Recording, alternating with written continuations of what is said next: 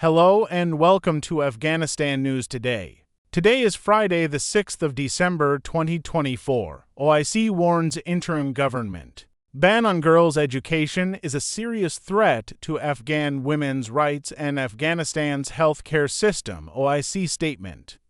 The Organization of Islamic Cooperation (OIC) has issued a strongly worded statement condemning the interim government's decision to ban girls from studying medical fields, calling it a clear violation of fundamental rights of Afghan women and OIC resolutions. The organization also warned of the negative impact this decision could have on Afghanistan's healthcare system. Ban on women's education in medical and nursing fields.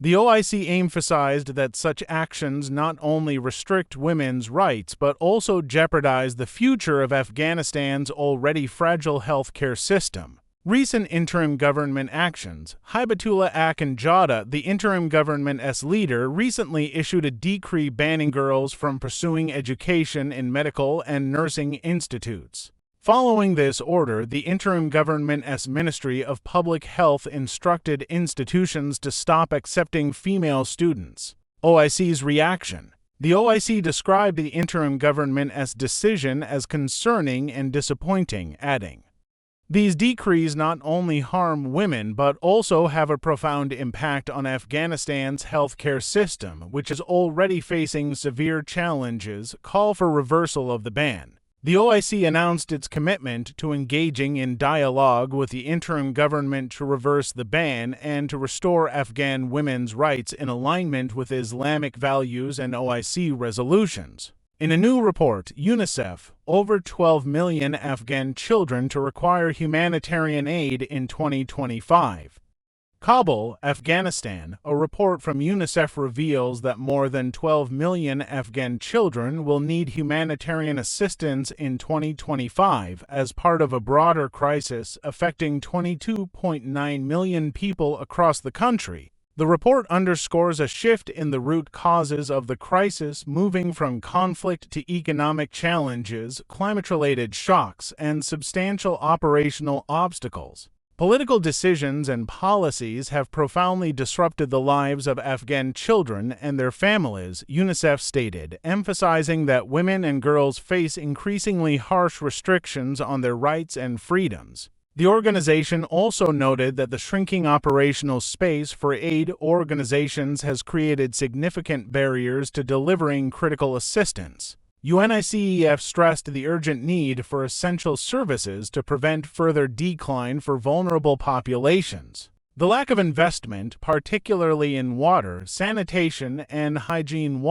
has worsened humanitarian needs and left communities unable to build resilience against economic and climate challenges, the report highlighted. Afghanistan's children remain the most affected by this multidimensional crisis, enduring the consequences of political instability, natural disasters such as floods, landslides, droughts, and earthquakes, and the ongoing impacts of climate change. Increasing restrictions on women and girls have further exacerbated protection risks and humanitarian challenges within families. Humanitarian needs across all sectors have grown since 2021, reflecting the vulnerability of communities and the impact of reduced investments in basic necessities, the report stated. To address the crisis, UNICEF has appealed for $1.2 billion to provide life-saving assistance to 19 million people, including 10.3 million children. The funds will support the delivery of essential services aimed at sustaining communities and preventing further decline. In another report, 3 days after detention, fate of Arzo TV employees remains unclear. Sources report that 7 employees of Arzo TV, including managers and dubbing staff, remain in detention 3 days after their arrest in Kabul, with the interim government providing no information about their condition. 3 days ago, the interim government shut down the Arzo TV office in Kabul. The Ministry for the Promotion of Virtue and Prevention of Vice stated that the individuals were arrested for alleged collaboration with foreign media and activities contrary to Islamic values. According to sources, the interim government have sealed the office, leaving a notice stating that the closure was due to the broadcasting of immoral films and activities against Islamic values, suspending the TV station's operations until further notice. This action has drawn sharp criticism from journalists. A journalist in Afghanistan, speaking anonymously, said, "Restrictions against journalists and media workers are increasing daily. This situation signals the end of freedom of expression and media activity in Afghanistan. I hope efforts will be made to facilitate rather than restrict media operations." A source told AMU that on Monday, more than 10 interim government members entered Arzo TV's building, assaulted the staff, and detained them for hours. The source added that the interim government confiscated and inspected the phones of all employees. Mustafa Sharyar, a journalist, remarked, "Media restrictions and closures seriously harm freedom of expression. Unfortunately, Arzo TV was shut down 2 days ago. Such actions have profoundly negative implications for press freedom and the media landscape."